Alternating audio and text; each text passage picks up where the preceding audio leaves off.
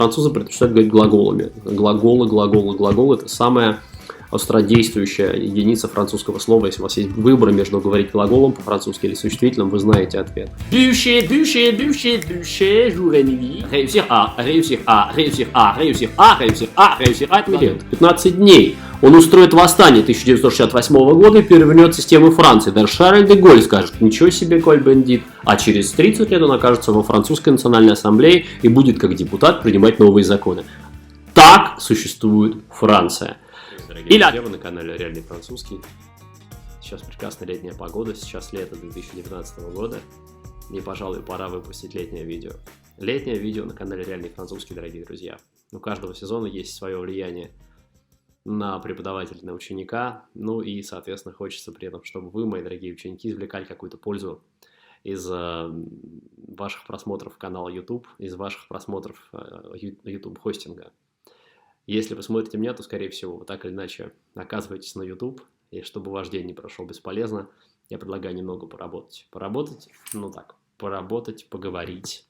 Я давно не брался за рубрику, которая называется «Уроки французского по учебнику Поповой-Косаковой».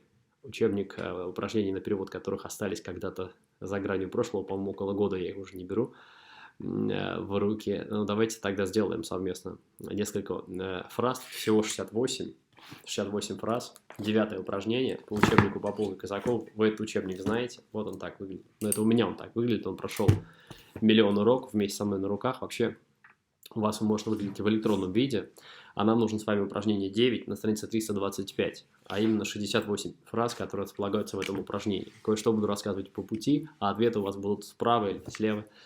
Соответственно, вы сможете посмотреть, как правильно отвечать на эти вопросы. В принципе, я вам дам оригиналы ответов по ключам, они уже существуют. Но я буду переводить несколько иначе, вы знаете. И это видео будет находиться в плейлисте видеозаписей, посвященных урокам по учебнику Поповой-Косаковой, в плейлисте «Грамматика и лексика». Очень полезно будет на чуть более продвинутом, чем основном уровне развития вашего французского, проговорить вместе со мной, найти ошибки и исправить эти ошибки, или просто узнать, как по-французски будут те или иные фразочки, как на счастливом, прекрасном французском языке может звучать та или иная фраза. Давайте сделаем это упражнение. Рекомендации по выполнению упражнений простые. Первое, вы сами пишете вначале, как это переводится. Второе, сверяете с ответами, которые, естественно, даны у вас. И потом слушаете еще раз, как это озвучено. Постарайтесь сделать так же. Извлеките 3 пользы. Грамотность, корректность использования лексики, предлоги, артикли и так далее. И, наконец, озвучивание. Начинается все просто, так как тема этого вообще урока, это 22-го урока по учебнику связана с учебой. В общем, поэтому упражнение будет посвящено то, что таким фразочкам вы увидите по лексике. 9. Traduisez. Мой друг, студент медицинского факультета, он учится на 3-м курсе. Вот с чего мы с вами начнем. Mon ami est étudiant de la faculté de médecine. Il fait ses études. Il est en 3e année. Il fait ses études en 3e année. Il est en 3e. Жак поступил в университет. Я знаю, он студент филологического факультета. Все разошлись по факультетам, жизнь пошла по разным стезям у студентов. Jacques est entré à l'université. Je sais, il est étudiant de la faculté S-lettres. Il a la faculté des lettres, если меньше латыни. 3. На лекции по праву приходит много студентов. За 5 минут до начала лекции трудно найти свободное место. Имеется в виду не по праву в значении имеют право посещать лекции, иначе их там не было, а, скорее всего, студентов интересует юриспруденция, настоящая профессия. Итак, beaucoup d'étudiants viennent assister au cours du droit. 5 minutes avant le début de la conférence, il est difficile de trouver une place libre. Варианты перевода. Знаете, что самое замечательное в изучении французского языка? Это та свобода, с которой вы можете распоряжаться предложенными вам фразами. Главное в процессе обучения, когда мы переводим фразы, когда мы тренируем нашу лексику и грамматику, правильную, корректную лексику и грамматику, это в первую очередь делать акцент на ее практичности. Представляйте себе, что вы говорите эти фразы кому-то. Надо, чтобы эти фразы, эти слова, эти мысли были живыми. Они должны вас ввергать в некую реальность, в которой вы действительно общаетесь с французом, в которой вы говорите это кому-то, тогда это заживет. Сами слова по себе тренируют память, это неплохо, но наша цель говорить. И для того, чтобы заговорить этими фразами, надо их визуализировать, их представлять как живые, как будто вы их кому-то уже сообщаете. Даже если у вас есть с кем общаться, то есть, наоборот, если у вас есть с кем общаться, это очень круто, давайте эти фразы вашим мужьям, вашим парням, вашим французам, вашим французским девушкам забрасывайте эти фразы в их французские умы, пусть они их переваривают, самым разнообразным образом, просите их вас корректировать. В любом случае думайте о них, когда вы переводите эти фразы вместе со мной и тренируете вашу грамматикализацию французского. Давайте сделаем наш язык более грамотным, красивым, широким, полным и доставляющим удовольствие слушателю и говорителю. Наконец-то я чувствую себя независимым, звучит 4-я фраза. Что с ним случилось? В космос попал. И enfin, je me sens indépendant. 5. У меня свободное время только по субботам и воскресеньям. Это самый приз самого оригинального человека, видимо. J'ai le temps libre seulement le samedi et le dimanche. Добавлю артикли для того, чтобы понять, что каждую субботу и каждое воскресенье я свободен. J'ai le temps libre le samedi et le dimanche.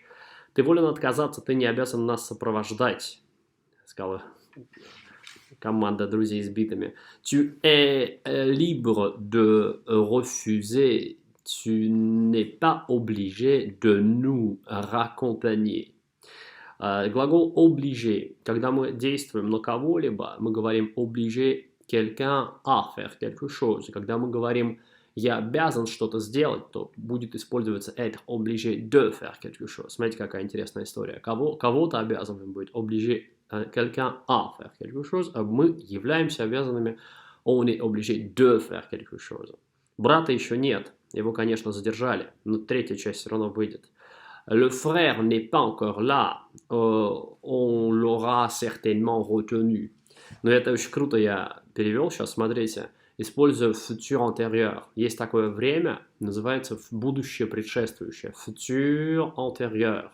Оно используется для обозначения возможного или вероятного случившегося в прошлом. То есть здесь говорится, да, его, наверное, конечно, задержали, но в это, конечно, я не очень верю. Скорее всего, здесь предположение.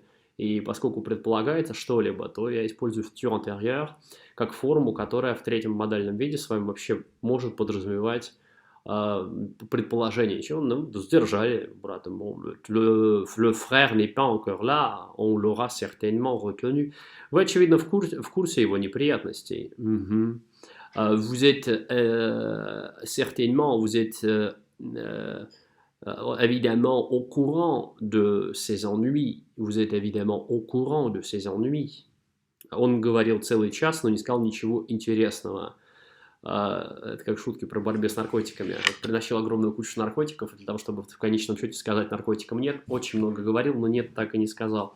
Il a parlé toute une heure, mais n'a dit rien d'intéressant. Il a parlé toute une heure. Смотрите, какой вариант существует еще. Я могу дать несколько вариантов одновременно, все они будут правильными. Ну, мне сложно неправильно, потому что я просто не знаю как. Et alors, il a parlé toute une heure, mais il n'a dit rien d'intéressant. Rien d'intéressant. Rien d'intéressant. Ты понимаешь разницу между глаголами savoir et connaître, да, к тебе обращаюсь? Est-ce que tu comprends la différence entre les verbes savoir et connaître? Est-ce que tu connais la différence entre les verbes savoir et le verbe connaître? Est-ce que tu comprends la différence? Comprends-tu la différence entre les verbes savoir et connaître? Так как в моем городе нет университета, мне пришлось уехать из дома. Но вообще были, конечно, гораздо более значимые причины. Однако университет – это официально, это ясно, это повсеместно. Comme il n'y a pas d'université dans ma ville, j'ai dû partir de chez moi. Смотрите, когда мы вступаем в предложение, мы не можем употреблять причинно-следственные союзы, вот эти такие как car или parce que, так как они связующее звено внутри двух составных предложений. А если мы говорим о причине в начале, либо comme, либо puisque. Puisqu'il n'y a pas d'université dans ma ville, j'ai été obligé de partir de chez moi. Можно так. Разумеется, ему пришлось дать объяснение своему отсутствию. Товарищ Сталин не любил таких вещей. Évidemment, il a dû donner des explications à son absence. Если не хочется выходить сегодня, я тебя не заставляю. Si tu ne veux pas sortir aujourd'hui, je ne t'oblige pas. У меня нет желания слушать его объяснение. Je n'ai pas l'envie d'écouter ses explications. Je n'ai pas d'envie. Je n'ai pas l'envie d'écouter ses explications. Почему определенный артикль? Ну, потому что здесь я знаю, на что у меня нет желания. Je n'ai pas envie d'écouter ces explications, сказали бы французы. Je n'ai pas envie просто. Je n'ai pas envie. Avoir envie – это устойчивое выражение, можно говорить и так. Je n'ai pas envie d'écouter ces explications. Но поскольку я хочу настоять на том, что это придаточная конструкция желание чего? Желание слушать его предложение, объяснение.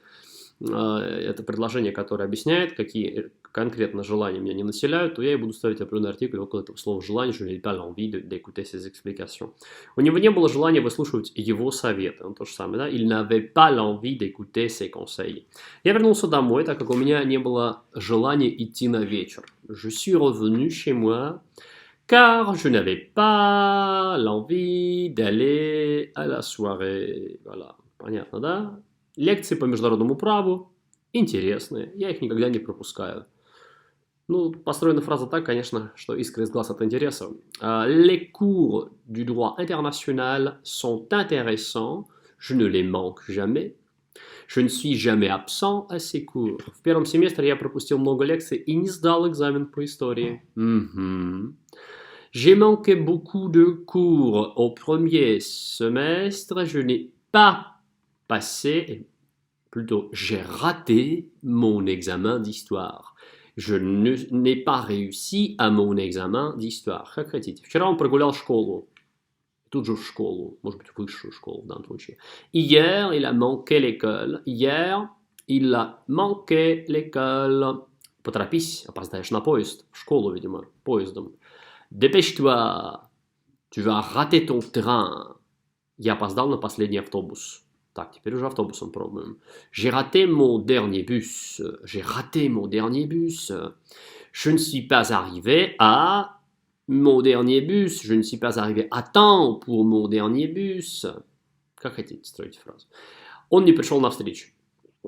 Вечер не сложил. Il n'est pas venu à la rencontre. Мне нравится этот пианист, я стараюсь не пропускать его концерты. J'aime bien ce pianiste. Je tâche de ne pas manquer ses concerts. Отрицание перед инфинитивами. Ne pas и потом инфинитив. Мне нравятся практические занятия. Я их никогда не пропускаю. J'aime les travaux pratiques. Je ne les manque jamais. Посещение практических занятий обязательно. Ну, понятно, почему они тебе нравятся. Alors, l'absence, non. La présence, non. C'est obligatoire d'assister à des travaux pratiques. Assister à des travaux pratiques est obligatoire. Французы говорят глаголами, предпочитают говорить глагольными конструкциями, чем буквально говорить существительными. У нас есть у русских тенденция говорить существительными. Соответственно, l'assistance aux cours pratiques et la présence aux cours pratiques, как я вначале хотел перевести, это obligatoire. Но французы предпочитают говорить глаголами. Глаголы – это самая остродействующая единица французского слова. Если у вас есть выбор между говорить глаголом по-французски или существительным, вы знаете ответ. Assister aux cours pratiques, c'est obligatoire. Obligatoire, j'ai dit! Почему ты запираешься? Извини меня, но я должен закончить свою статью о клаустрофобии. Нет, статью до 5 часов и отнести ее в редакцию. Pourquoi t'enfermes-tu? Tu dois m'excuser, mais je dois finir mon article avant 5 heures et l'apporter à la rédaction. Et l'apporter à la rédaction. Là, non, l'apporter, ça veut dire L apostrophe. Либо le porter, потому что статья мужского рода, et le porter à la rédaction. Или pour le porter à la rédaction. Соответственно, если пропустишь практически занятия, потом трудно ликвидировать отставание, и я буду нудить, пока ты не умрешь. Si tu vas manquer les travaux pratiques, après il sera difficile de rattraper la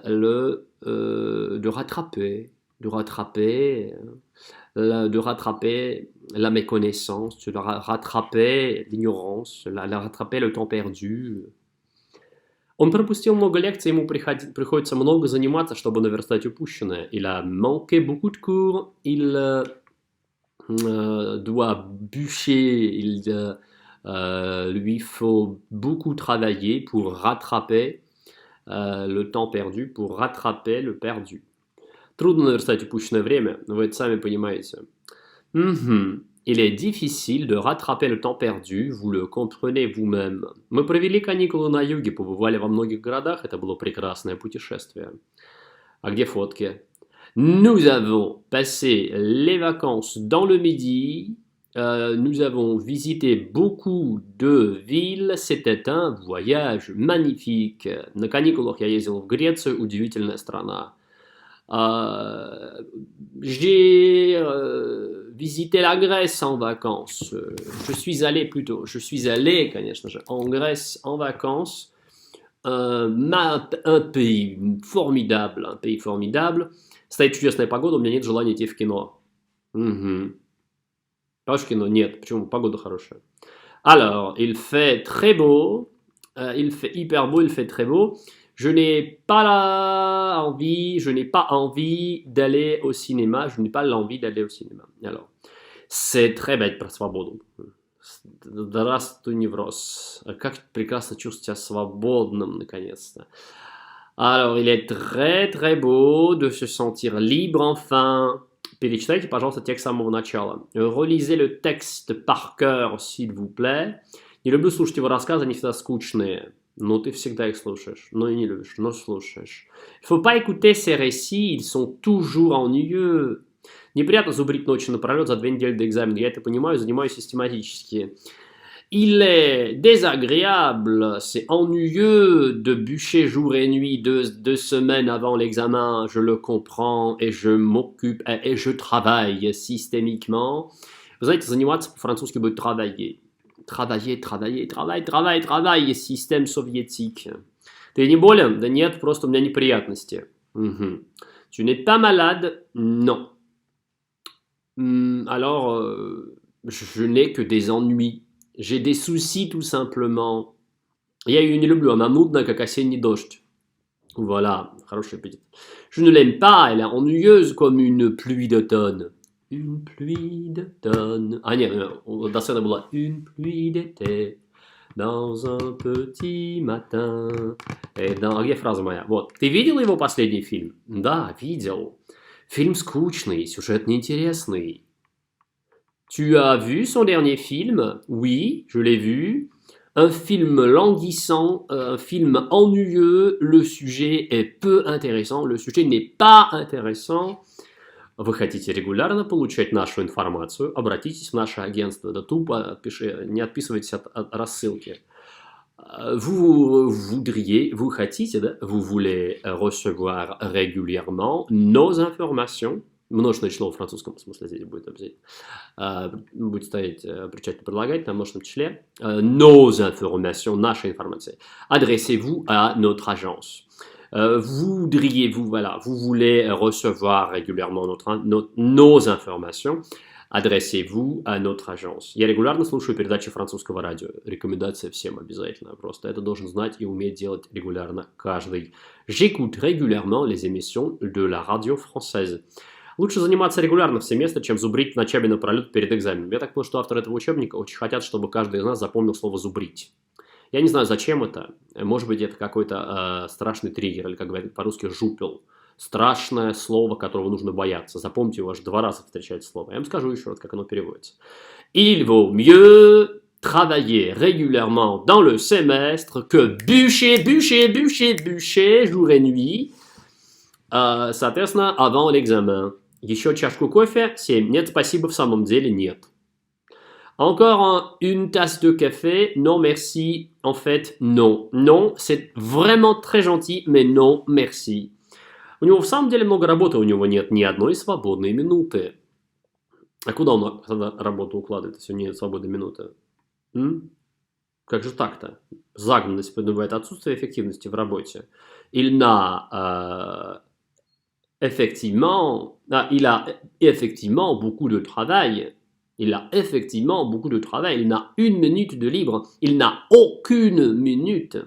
de libre, или на une minute de libre лучше. Антуан вскоре понял, что свобода – это также и ответственность. Антуан любил антонимы. Антонимы или к причинно-следственной связи? Вы мне расскажете лучше. Antoine a bientôt compris que la liberté, c'est aussi la responsabilité. Он понимает свою ответственность. Il comprend sa responsabilité.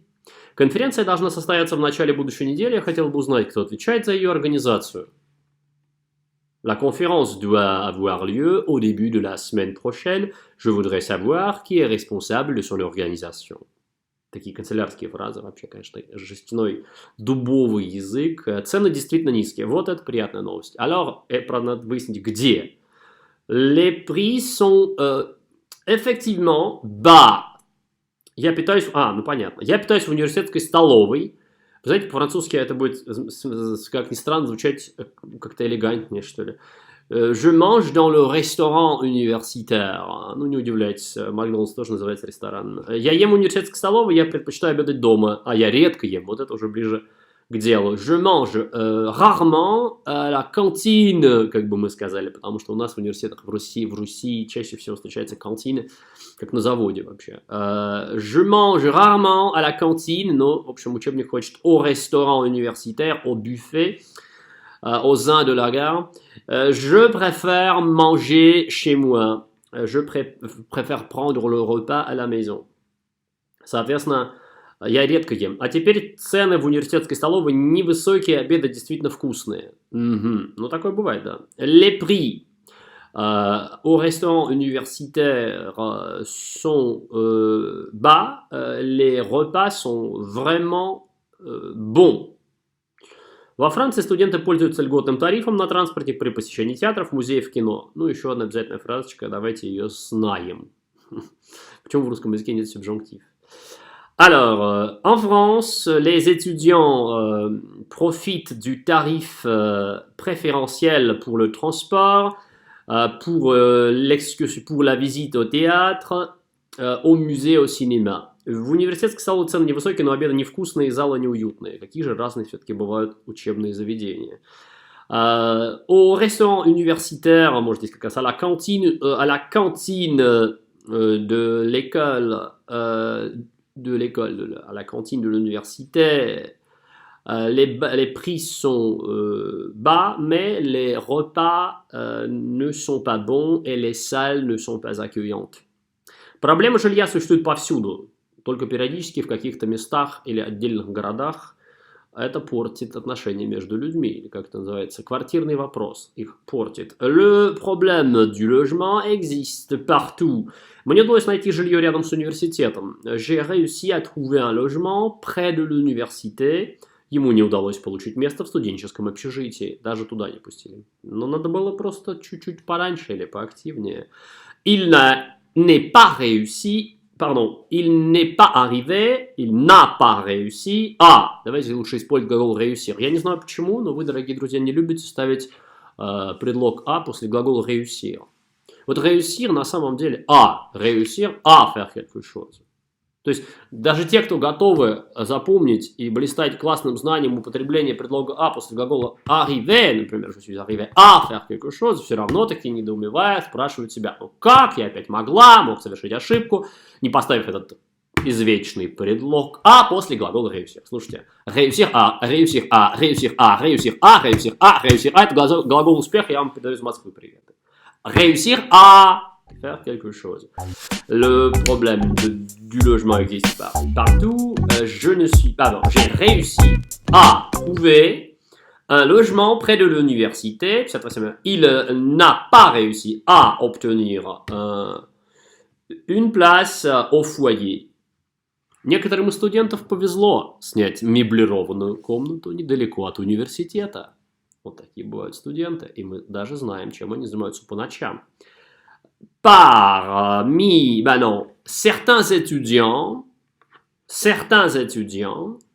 ont eu la chance de louer une chambre meublée non loin de l'université. Quant молодежь. Certains étudiants ont eu la chance de louer une chambre meublée non loin de l'université. Ему везет, что он живет в университетском городке, он мало платит за жилье. А еще через 15 лет, какое лет? 15 дней, он устроит восстание 1968 года и перевернет систему Франции. Даже Шарль де Голль скажет, ничего себе, Коль-Бендит. А через 30 лет он окажется во французской национальной ассамблее и будет как депутат принимать новые законы. Так существует Франция. Il a de la chance, il habite la cité universitaire, il paie très peu pour le logement. Я предпочитаю сам записывать на лекциях, не люблю переписывать чужие конспекты, конспекты других. Эдакий часоблюй. Je préfère noter moi-même pendant les cours, je n'aime pas recopier les résumés d'autrui, les résumés des autres, et les notes des autres. У вас большая семья? Семья-то большая, 6 человек. Avez-vous une grande famille? On est 6. On est 6 personnes. Nous sommes 6 personnes. Вы не находите, что слишком дорого заплатили за свой компьютер? Ne trouvez-vous pas que vous avez trop payé votre ordinateur? Ne trouvez-vous pas que vous avez trop payé votre ordinateur? Лучше бы об этом говорили до продажи. Сколько вы заплатили за обед? Combien avez-vous payé le repas? Плата за квартиру повысилась. Le montant, le loyer a augmenté. Le loyer a augmenté. Ты дорого платишь за квартиру? Tu paies beaucoup le loyer. Существует льготный тариф для тех, кто путешествует группами. Il y a un tarif préférentiel pour ceux qui voyagent en groupe. Il y a un tarif préférentiel pour ceux qui voyagent en groupe. Студенты группками входят в зал и рассаживаются по своим местам. Les étudiants entrent dans la salle par de petits groupes мужского рода. Il y a de petits groupes dans la salle qui entrent et prennent leur place. Вот как-то так мы с вами напереводили 68 фраз. Дорогие друзья, это летнее задание для того, чтобы не выключать мозг, не устраивать опцию, которую я называю «décérébré», когда так вынули мозг. Давайте его не вынимать, давайте его практиковать, давайте помнить, что чем бы мы ни занимались, наш мозг работает. И когда мы говорим «давайте мозгу отдохнуть», давайте уже отдохнем мозгом, мы понимаем, что, думаем, во всяком случае, испытываем намерение, что будем его как-то релаксировать, мозг не отдыхает, просто переключается на другую деятельность. И если это деятельность, вторая деятельность, такая как смотреть сериалы, не знаю, там, что-то такое вот... То, о чем Ницше скажет человек, последний человек, описывая явление какого-нибудь человека на диване с пивом, рассматривающего какой-то фильм, он назовет это последним человеком. Если эта деятельность называется отдохновенной для мозга, то это не так, это просто смена мыслительного вектора, то есть наша голова будет начинать воспринимать в этом направлении. Если она долго воспринимала, она служила рецептаклом, то есть приемником, она потребляла, и ей потом в этом смысле тяжело отдавать, продуцировать, действовать, изучать, осваивать. То есть, направляясь в изучение французского языка, лучше чуть-чуть подольше пробыть в этой интенсивности восприятия и не уходить от нее далеко на лето. Поэтому я с большим пожеланием, с большим благословением, так сказать, с большим огромным приветом хочу дать вам еще одно маленькое задание на этот период наших встреч на канале «Реальные французские видеоупражнения» по Поповой и Казаковой. Сейчас я сделаю небольшой монтаж летний, приложу рядышком, естественно, ответы, но вы смотрите на... в первую очередь, то, как будете делать самостоятельно. Рекомендации по выполнению упражнений простые. Первое, вы сами пишете вначале, как это переводится. Второе, сверяете с ответами, которые, естественно, даны у вас. И потом слушаете еще раз, как это озвучено. Постарайтесь сделать так же. Извлеките 3 пользы. Грамотность, корректность использования лексики, предлоги, артикли и так далее. И, наконец, озвучивание. Как это все звучит по-французски. Пусть ваш французский будет реальным французским. Пусть он уже звучит по-настоящему. Получайте удовольствие от своего французского, гордитесь французским и до скорой встречи. Продолжаем учиться.